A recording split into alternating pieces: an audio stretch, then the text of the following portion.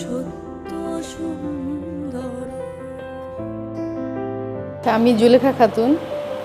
আমি এখন বর্তমানে হোপ অটিজম ওয়েলফেয়ার সোসাইটির কুকিং অ্যান্ড বেকিংয়ের টিচার। বাচ্চাদের কুকিং বেকিং শেখাই আর কি। আর স্পেশাল বাচ্চার মা সাথে আমার স্পেশাল বাচ্চা এখানেই পড়ছে, মোহাম্মদ জায়ান আবদুল্লাহ। আপনি যখন আপনার ছেলে মেয়ে কত? আমার একটা ছেলে একটা মেয়ে, মানে জায়ান বড়, তারপর মেয়ে ছোট। মেয়ে কি সুস্থ? আলহামদুলিল্লাহ সুস্থ আছে। আপনি যখন জায়ান হলো তখন কি আপনি বুঝতে পেরেছিলেন যে ও আসলে কি স্পেশাল?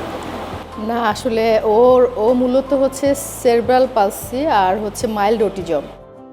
আচ্ছা, আমরা ওর যখন 2 বছর বয়স হয়ে যায় তখন ও হাঁটছিল না, মানে ও ওয়াকিং, মানে জাস্ট কোনো রকম 2-1 পা আঙ্গুলে ভর করে হাঁটতো, তারপরে আবার সে বসে যেত বা করতো, ডাবলু সিটিং বসতো। তো আসলে ওর ধরা পড়ার আগ পর্যন্ত অটিজম শব্দ সম্পর্কে আমার কোনো পরিচয় ছিল না, আমি জানতামই না যে এরকম কোনো আছে। তো তারপরে যখন আমরা ডক্টরের কাছে যাই 2 বছর বয়সে, তখন ওনারা বলল যে ওর সিপি প্লাস মাইল্ড অটিজম আছে। ডক্টর কানিস ফাতেমাকে দেখিয়েছিলাম আমি প্রথমে। আচ্ছা, তারপরে ওনারা যখন এটা বলল, ওনারাই সাজেস্ট করেছিল আমাকে এই মুর্শিদাবাদ স্কুলের কথা আর কি। তখন এটা কলাবাগানে ছিল। তখন জায়ানের বয়স, যখন আমরা স্কুলে দেই তখন ওর বয়স 2.5 বছর। তখন ওর আই কন্ট্যাক্ট ছিল না, তারপর কথা বলতো না, মানে কথা সে প্রথমে বলতো, তারপরে 2.5 বছরের পর সে কথা বলা বন্ধ হয়ে গেছে। তখন সে ডাকলেও তাকাইতো না, চোখে চোখে তাকাইতো না, আই কন্ট্যাক্ট ছিল না, কথা কম বলতো, নিজের মতো খেলতো, একা এক কর্নারে চলে যেত, এরকম।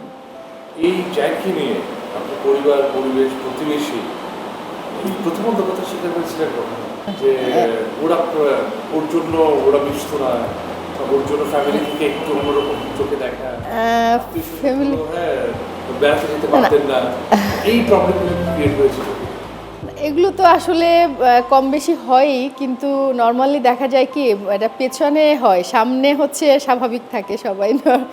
আত্মীয় স্বজন বলেন আর বন্ধু বান্ধব যে মহলই বলেন না কেন, সবাই সামনে মনে হচ্ছে না স্বাভাবিক। তো কম বেশি বলে যে একটু সাবধানে রাখো বা একটু ধরে রাখো বা একটু কাছে রাখো, এরকম। কিন্তু নর্মালি কেউ প্রথম দিকে চাইতো না যে আসুক, এরকম একটা প্রবলেম ছিল। চিন্তা এসছে যে চিন্তা করেন কি না যে আমি তো আজকে বয়স হচ্ছে, ওরও বয়স হবে, আমরা যখন থাকবো না তখন ওর কী হবে? এটা তো আসলে সবসময় ভাবি যে আসলে কি হবে, তো সব আল্লাহর হাতে ছেড়ে দিয়েছি, আল্লাহই একমাত্র ভরসা।